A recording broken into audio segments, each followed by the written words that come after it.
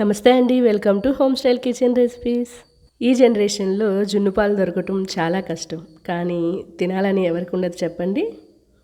ఈ వీడియోలో జున్ను పాలు లేకుండా ఇన్స్టెంట్గా జున్నుని ఎలా చేసుకోవాలో చూసేద్దామండి.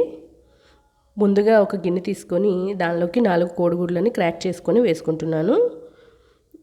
ఈ కోడిగుడ్లను నేను బ్లెండర్తో బ్లెండ్ చేస్తున్నానండి. మీ దగ్గర బ్లెండర్ లేకపోతే మిక్సీ జార్లో కూడా వేసుకోవచ్చు. బాగా నొరగ వచ్చేంత వరకు బీట్ చేసుకోవాలండి. ఇందులోకి 400 ml పచ్చిపాలను కూడా వేసుకుంటున్నాను. పాలు కూడా బాగా మిక్స్ అయ్యేంత వరకు బ్లెండర్తో బ్లెండ్ చేసుకోవాలి.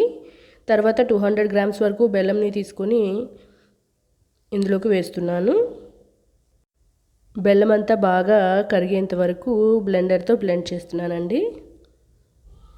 మనం ఎంత బాగా బ్లెండ్ చేస్తే జున్ను అంత పర్ఫెక్ట్గా వస్తుంది. బెల్లం బాగా కరిగాక మిరియాలు యాలకుల పొడిని కూడా వేసుకుంటున్నాను. ఇవి కూడా బాగా మిక్స్ అయ్యేంత వరకు బ్లెండర్తో బ్లెండ్ చేస్తున్నానండి. జున్నుపాలు రెడీ అయిపోయినాయండి. వీటిని ఇలానే పెద్ద గిన్నెలోనే ఉడికించుకోవచ్చు, లేదనుకుంటే చిన్న చిన్న గిన్నెల్లో కూడా పోసుకొని ఉడికించుకోవచ్చండి. ఇలా చిన్న గిన్నెల్లో పోసుకొని ఉడికించుకుంటే చిన్నపిల్లలకి చాలా ఇంట్రెస్ట్గా ఉంటుంది. ఇప్పుడు కుక్కర్ని తీసుకొని కొన్ని నీళ్ళు పోసుకోవాలి. తర్వాత పెద్ద గిన్నెని పెట్టేసి మూత పెట్టేసుకొని ఆ మూత పైన చిన్న గిన్నెని పెట్టేసుకొని మూత పెట్టేసుకోవాలి.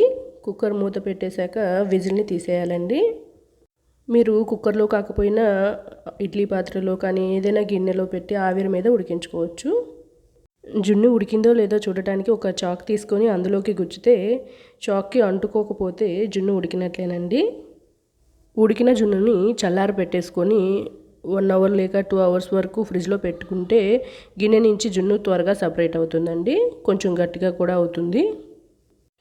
నేను ఎక్కువసేపు ఫ్రిడ్జ్లో పెట్టలేదండి. మీరు ఎక్కువసేపు పెట్టి ఇట్లానే గిన్నెని బోర్లించినట్లయితే ప్లేట్లోకి కొంచెం గట్టిగా వస్తుంది.